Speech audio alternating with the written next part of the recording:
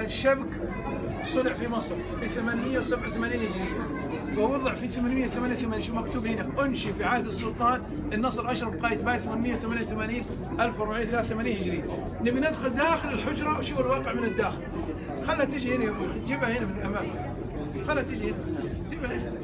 شوف الحقيقة من داخل. يمكن أول مرة تشوفون الصور هذه داخل الحجرة النبوية من الداخل. بفتح الباب هذا يسمى باب السيدة فاطمة رضي الله عنها. نبي ندخل من الداخل شوف الحقيقة الآن، لأنه كثر الكذب والدجل بالإنترنت والجوالات صور بأنه هذا قبر الرسول عليه الصلاة والسلام، ودجال يطلع يقول لك هو خادم الحجرة. لا يوجد خادم الحجرة إلا الرئاسة. شوفوا الحرمين. حنشاهد الآن الوضع من الداخل. شوف الحقيقة الآن ينفتح الباب، شوف الآن فتح الباب، شوف الواقع وصور من الداخل.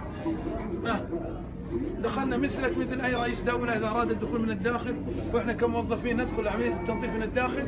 إلى أن دخلنا إيش تشاهد أمامك؟ بلاط رخامي قديم من عهد الملك فيصل رحمه الله، محراب يسمى محراب فاطمة رضي الله عنها، خلفه موجود صندوق أو سرير فاطمة رضي الله عنها. حنشاهد وما هو سر هذا السرير. نبي ندخل من هنا، نبي ندخل من هنا، حنتجه نشوف المواجهة الشريفة، الروضة خلف الشبك هذا. احنا متجهين من هنا ثم ندخل مع الباب ثم نجي للمواجهة. شوفوا الآن ها انفتح الباب، شايفين؟ اللي بيصور يصور يا اخوان. هذه أشياء يمكن أول مرة تشوفها، واللي بيصور يصور. شوف دخلنا من هنا، وضحت؟ لاحظ ايش تشوف قدامك؟ ستارة خضراء صح ولا لا؟ مغطاة بالجدار هذا. الجدار هذا اللي هو هذا شايفينه؟ هذا جدار بناه عمر بن عبد العزيز رحمه الله، مغلق مصمت ليس له باب، ارتفاعه 6 أمتار ونصف من حجارة الحرة السوداء مربعة الشكل مشابه لحجارة كعب المشرف. وضحت؟ لاحظ موجود هنا صندوق، هذا يسمى صندوق الصندل.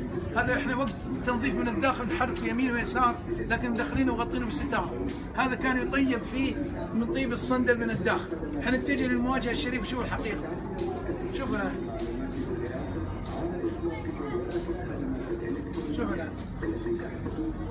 الستاره جددها الملك فهد عام 1406 هجريه الى وقتنا الحاضر. القديمه كانت من عهد الملك عبد العزيز 1370. شوف هذه المواجهه الشريفه. انت تسلم من الخارج وهم يسلمون من الداخل. وضحت؟ وش تشوف قدامك؟ لاحظ، شوف ستاره هنا، الدائره الاولى، الدائره الثانيه، الدائره الثالثه، صح؟ اللي يجي بالمواجهه ويناظر من الداخل يجد الدوائر ظنا منه انه هذا قبر الرسول عليه الصلاه والسلام، وهذا ابو بكر، هذا عمر رضي الله عنه. يقول لك انا شفت قبر الرسول. يا اخي العزيز، هذه الدائره محاذاه للوجه النبوي الشريف هنا، والثاني محاذاه لابو بكر رضي الله عنه، والثالث محاذاه لوجه عمر بن الخطاب رضي الله عنه.